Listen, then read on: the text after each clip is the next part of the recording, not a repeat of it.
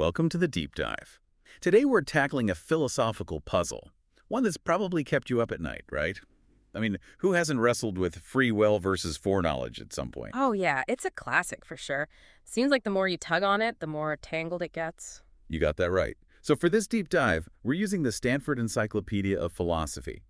Their entry on foreknowledge and free will is packed with stuff, so we'll try to break it down for you.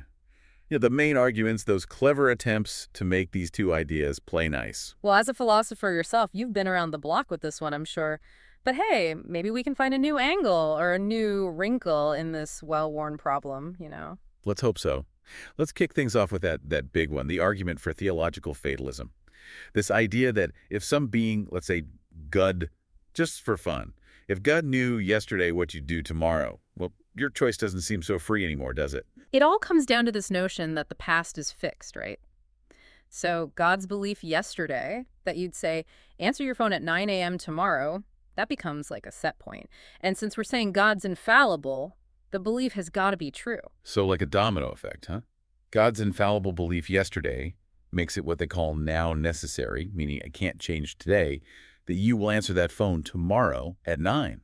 Poof, no more free will. Yeah, it's a line of reasoning that really makes you think. You got to face the music, so to speak, about what a being knowing the future would really mean for us. So how do we wiggle out of this? Are we stuck in this fatalistic web, or can we actually make choices? Well, that's where the fun part of philosophy starts. Over the centuries, so many bright minds have been tackling this problem, and they've come up with some really creative solutions. Those who think foreknowledge and free will can work together, they're called compatibilists. Okay, so let's hear them. How do they try to break free of fate's grip? Where do we even start with this mess? Well, one approach is to question whether statements about the future are actually true right now.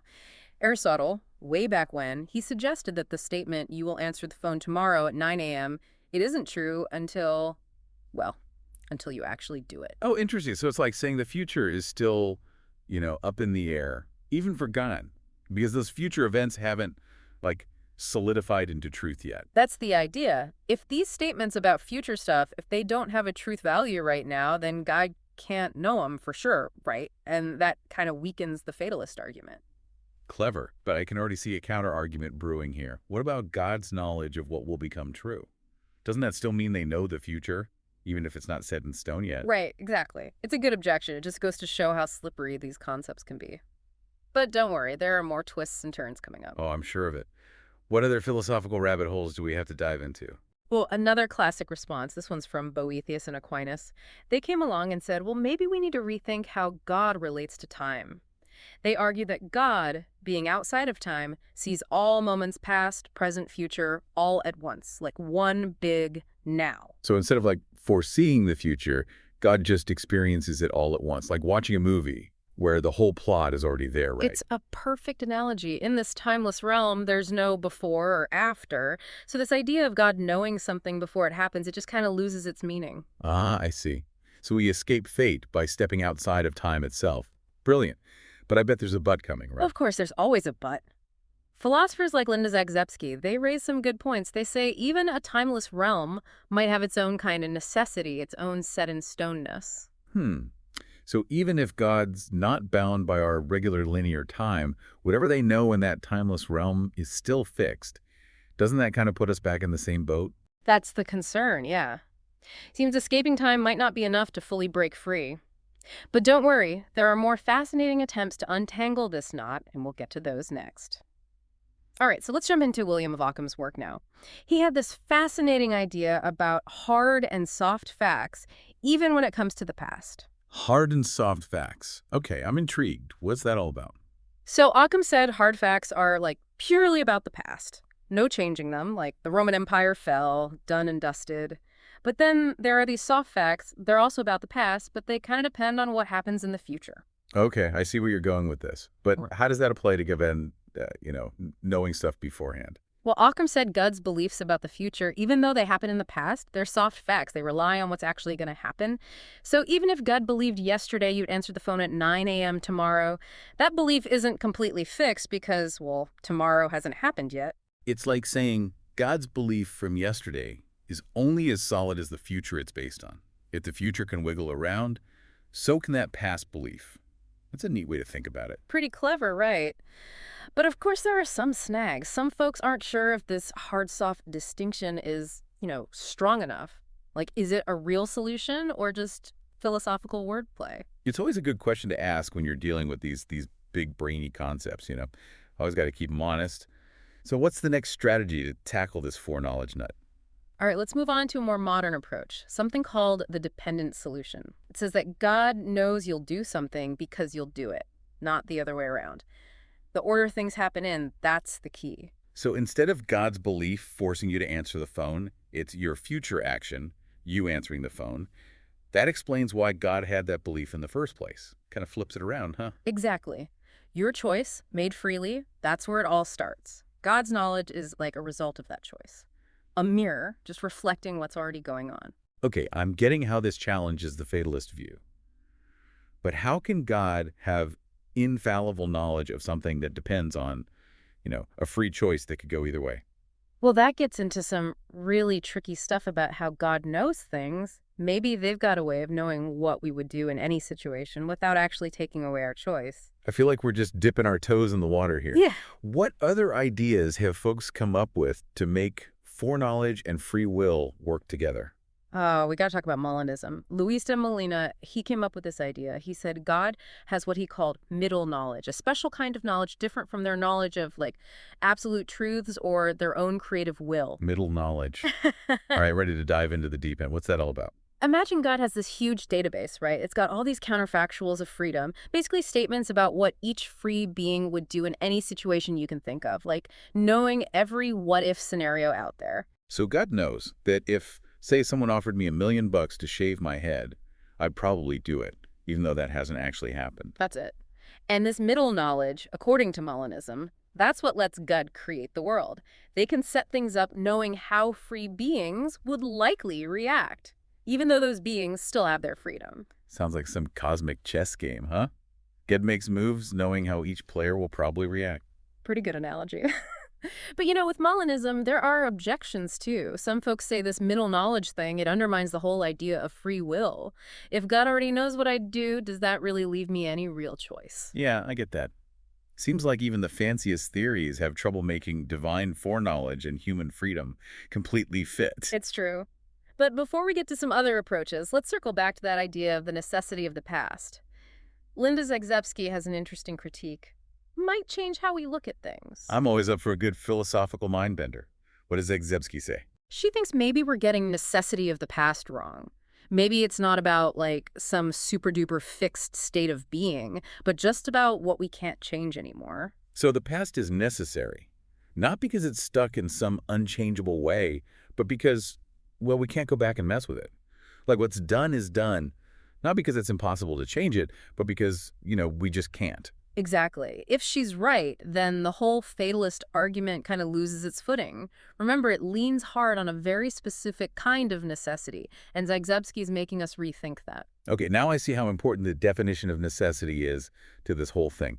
What other tricks have philosophers used to, fight this idea that God knowing the future locks us in? Some philosophers, they go even further. They question whether free will even needs this ability to do otherwise, to have different options, and that's where those Frankfurt cases come in. Frankfurt cases.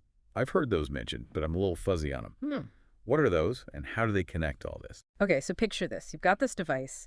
It's implanted in your brain, and it can tell what you're going to do, like what choices you're about to make. And if you're about to pick something that goes against the plan, the plan that's programmed into the device, it kicks in and makes you choose the right thing.